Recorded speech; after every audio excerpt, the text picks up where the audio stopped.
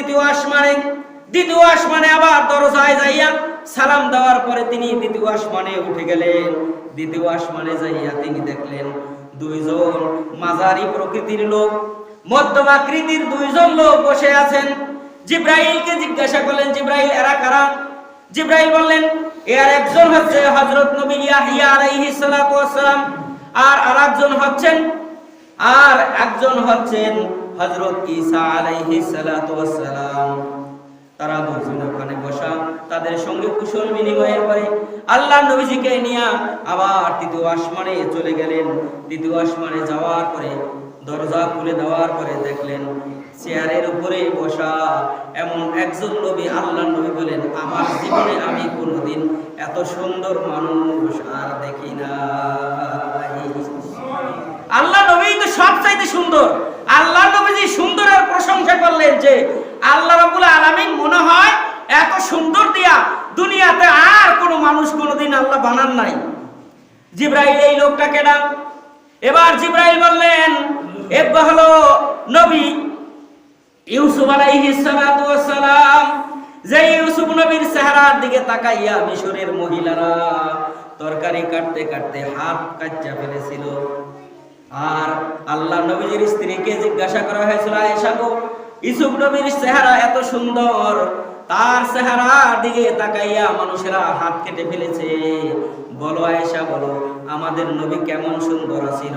আল্লাহ নবীর স্ত্রী মা আয়েশা বলেন, ও মদিনার মহিলারা শোনো, ওই জায়গায় যদি ইউসুফ নবী না হইয়া আখিরি জামানার পয়গম্বর নবী মুহাম্মদুর রাসূলুল্লাহ হইতো, তাহলে মহিলারা হাত কাটা তো দূরের কথা, কাটতে কাটতে কলিজা পর্যন্ত কেটে ফেলতো, তবু আল্লাহ নবীজির চেহারার থেকে তারা চোখ ফিরাইতে পারত না।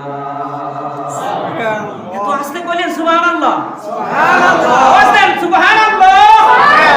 আমার আপনার নবীকে এত সুন্দর যদি আল্লাহ রাব্বুল আলামিন বানাইছেন, সেই নবী তৃতীয় আসমানে যাইয়া ইউসুফ নবীকে দেখা করে নিজেই প্রশংসা করে বললেন, আমার আল্লাহ মনে হয় আসমান এবং জমিনে ইউসুফ নবীর মতো এত সুন্দর যদি কাউরে আল্লাহ বানায় নাই। অথচ আল্লাহ বলছেন, আমি আমার ইউসুফ নবীকে দুনিয়ার অর্ধেক সৌন্দর্য দিয়েছি, আর দুনিয়ার পুরা সৌন্দর্য দিয়া ও নবী আমি আপনাকে বানাইছি। অর্ধেক সুন্দর দেখে আপনি পাগল হয়ে গেছেন, আর পুরা সুন্দর দিয়া যে আমি আপনারা বানাইছি, আপনারা দেখে মনে হয় পাগল হয় না? কি বলেন, হয়েছে কি হয় নাই? ইউসুফ নবীর সঙ্গে দেখা হলো। আমরা শুধু ইউসুফ জুলেখার গল্প শুনে কান্দি। ওই গল্পের মধ্যে কত মিথ্যা বানায়া মানুষদেরকে ধোঁকা দিয়ে আকৃষ্ট করে।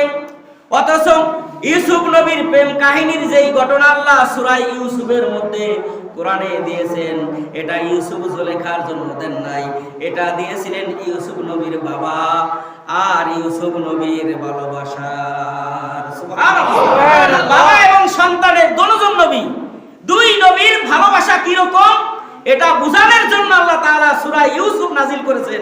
বলেন সুবহানাল্লাহ।